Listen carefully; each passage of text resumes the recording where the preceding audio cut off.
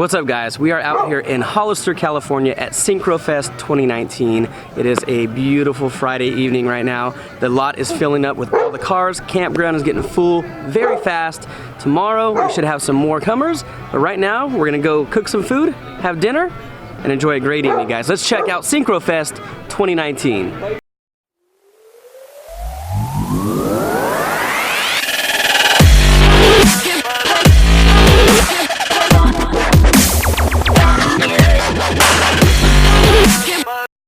We got an awesome dinner going on right now, hosted by the Sunset Drifters from San Francisco. They bought all the food, cooked all the food, and invited the whole camp out. So check it out. Just everybody here enjoying the food from the whole camp, from all over the country. We got people from Canada, Washington, Portland, Arizona, Oregon I've talked to. So yeah, it's pretty cool that this family is just kind of all hanging out here tonight, kind of kicking off the weekend together. Everything but their salads. Salads doesn't have meat in them. Something on the other one. Plated that nicely. That's what we would say. I just kind of like putting stuff on the plate. I never bathe in them, and I usually don't even want to leave it that way. Got you eating.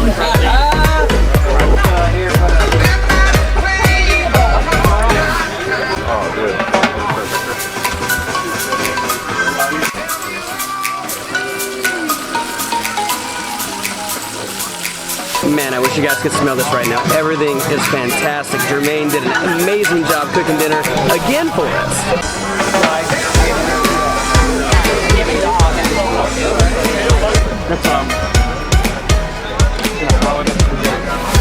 Oh, everything in Humboldt just went into the red boy. You bring it to life. That's right, and write them down. You want it to go.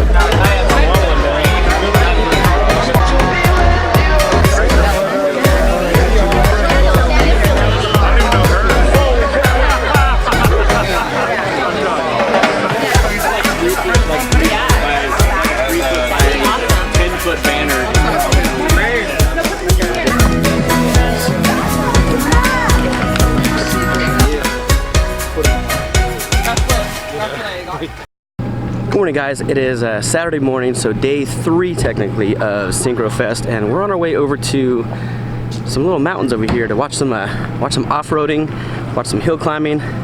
It's pretty cool. I'm walking up to it right now, and it's really cool. So let's check it out.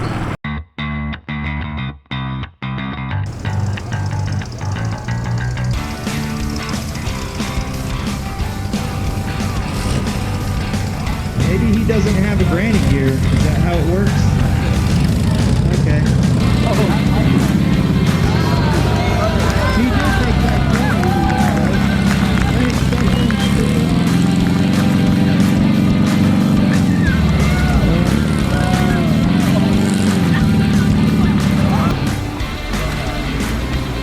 Dave is going to make this corner, and we'll send you on.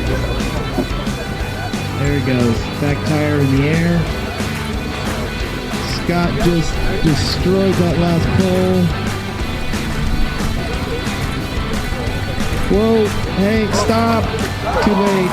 There you go. There's your DNF.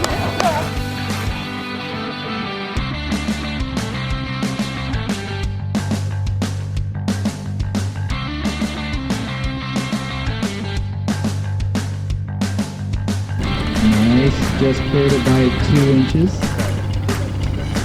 Look at the concentration.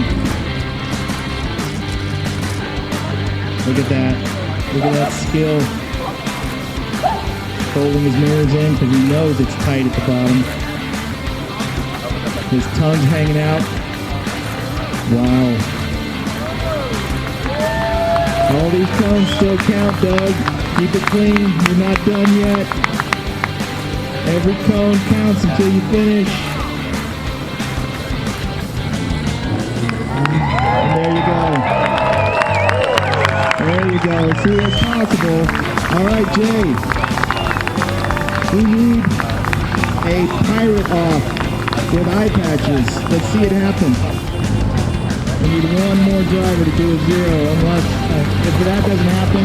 Attaboy, Doug. looks like we have some competition here. Alright, if you can finish it off, he's halfway through. This is their final, I think. Yeah. A little distracted with the GoPro right in front of his face, but that's okay. There he goes. And this could be the one that gets him. Nope.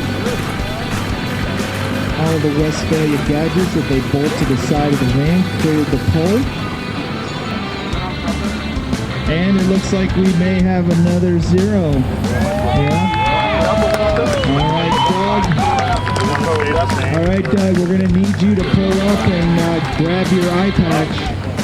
All right, guys, so we have a tie between 2 drivers. So what they're going to do is they're going to put on an eye patch, run it again right now, and see if anybody touches. They both had 0 penalties on that run. Now they go with eye patches, see what happens. All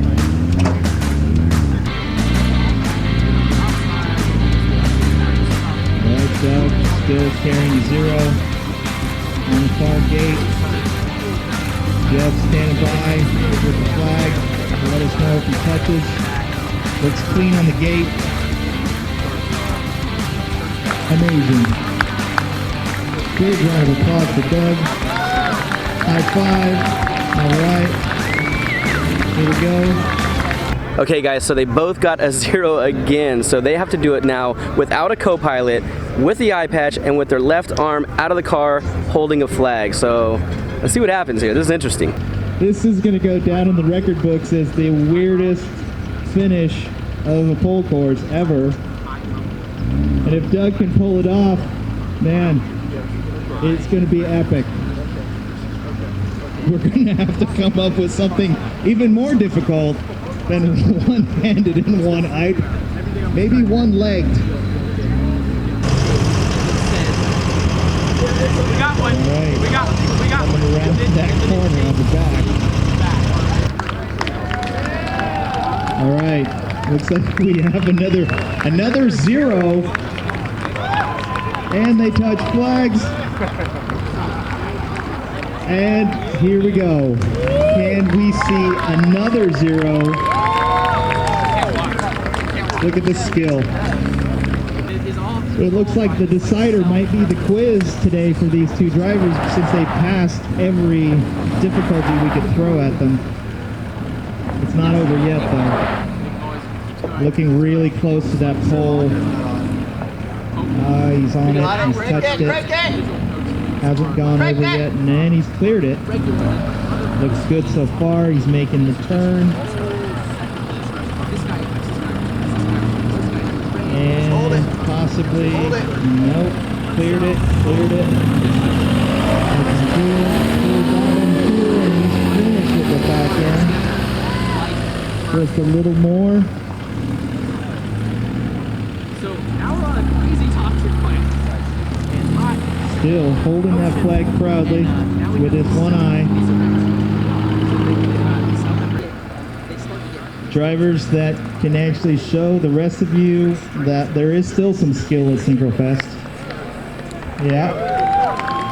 Big round of applause for both these guys. Thanks for coming to the pole course. Okay, guys, they both were able to do it with their hand out the window, holding a flag, with an eye patch, without a co-pilot. So, first time they have a tie here at Syncrofest. 2 amazing drivers, and I'm not sure how they're going to break this tie, but I think they're going to do some kind of quiz or something. So, we'll see if I can film that. But either way, amazing job. Okay, the obstacle course is over, so we're going to go check out the camp now. So, let's go see some beautiful setups.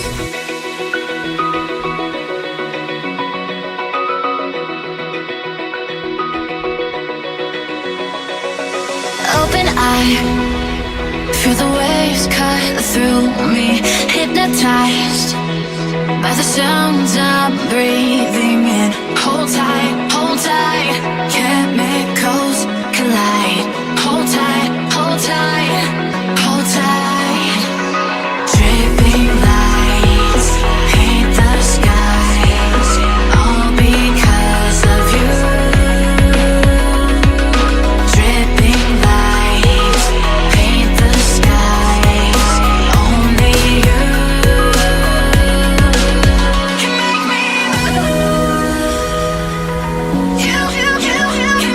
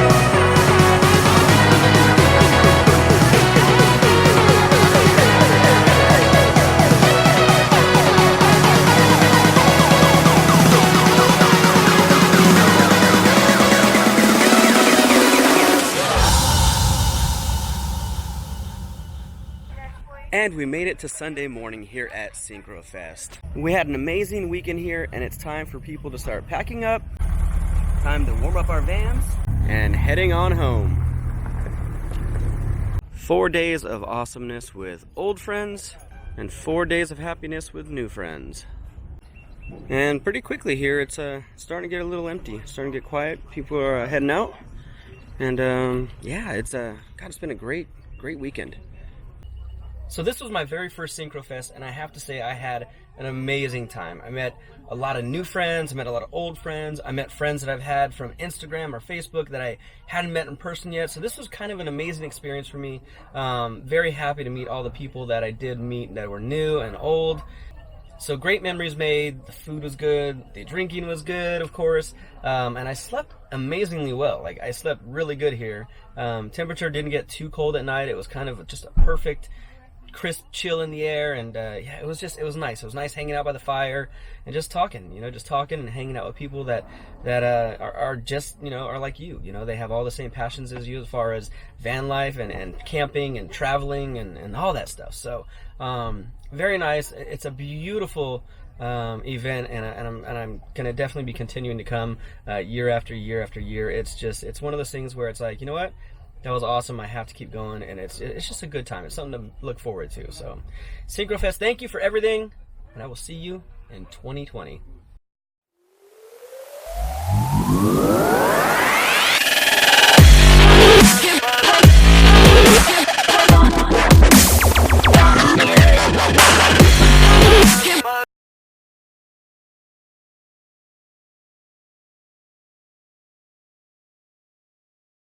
Thank you, Eric.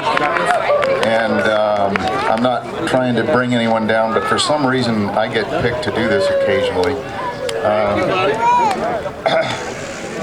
So we've got some really important members of this community who we've lost over the years, and many of you know them, many of you probably don't because you haven't been here for many years, but we all remember Warren Chapman. Gotta use my glasses. Rennie Wiebel, Daryl Christensen, and this year we lost another very special friend, Detlef Hanschke. And I wanted to start out by saying how many of you here have been touched by Detlef, either your car or yourself in one way or another. Raise your hands nice and high. And I know we've been making toast to him all weekend, and we had a special treat with Matt's song. I just wanted to give you a really brief summary of some of the things that are highlights. Detlef was born in 1959, as you know, in Germany, near Dusseldorf. He died on the 16th of last month. And just a comment here, just so I don't forget, there'll be a celebration of Detlef's life for those of you who can attend, and the family sitting right here would like to ask you to attend if you can, and to make sure to RSVP if you can make it. It'll be on the 17th of August, which happens to have been would have been Detlef's 60th birthday. In Livermore. We're not sure exactly where, but if you have a pen or if you want to make a note, There's a website that you can respond to, donate for, the number 4, detlef@gmail.com, and they would request that you just let them know if you can make it or if you have any questions. Dunya and the entire family are camping just over right next to the tent, so to the right of the white tent behind you, and you can certainly stop by there anytime tonight and ask for that website. And also there's some shirts there that are obviously in honor. There's one hanging up to my left.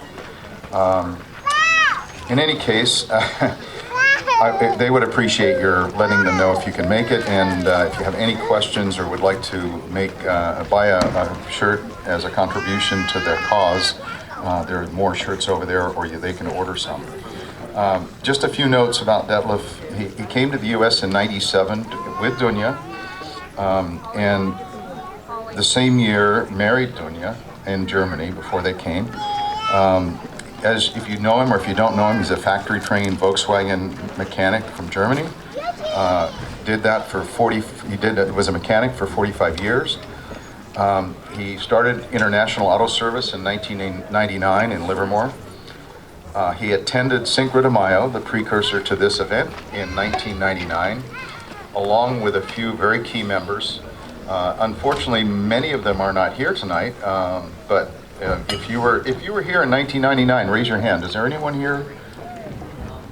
Okay, so the people raising their hands, Amir was also, many of you don't know this, Amir was actually responsible for coming up with the name Cinco de Mayo, despite, interestingly, he should have patented it.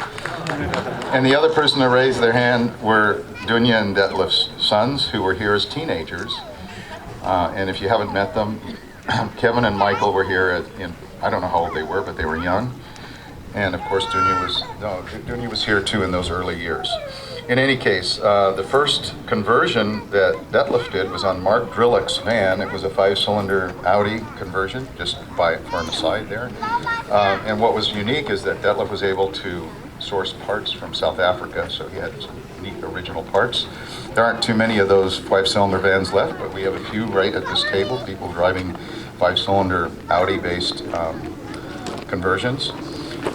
Michael reminded me, Michael's Dunya and Detlef's younger son. Yeah, that's Michael. He reminded me that although they haven't been at this event in many, many years, since they were teenagers, they were thrilled to return with their entire families, their children, and to be able to share this event with them, and that they plan to make this an annual event in honor of their dad, their grandpa, their spouse, their mate. So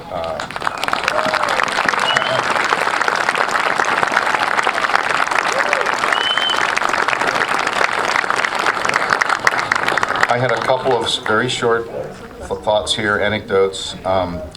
This is a quote from a good family friend and a customer, I guess you could say, Jeb Pronto. He mentioned to me, I asked people for some input. This is what Jeb said. He always treated us as He always treated his customers as friends and never treated his friends like customers, which I thought was a great way to put it. And some of the other people who I spoke to, it wasn't just a job. He genuinely cared about the van community, as many of you already know. And of course, when you called Detlef, he'd always answer, "Another beautiful day in paradise." And that's what's on the back of these shirts. It's on the magnets that are available on the side of the vans that are parked just next to the white tent. And the family would love for you to take a magnet in Detlef's memory. I had a quote that I wanted to leave you with, and if there's anything else, you guys, that you can think of that I left out, please tell me. Okay. This was actually my dad's favorite quote. He died many, many, many years ago, and he was a printer, but he was also a man with a lot of charisma. And this is a quote from a guy named Louis Nizer, and I don't know who that is. "A man who works with his hands is a laborer. A man who works with his hands and his brain is a craftsman. A man who works with his hands, his brain, and his heart is an artist." And that was Detlef. Thank you very much.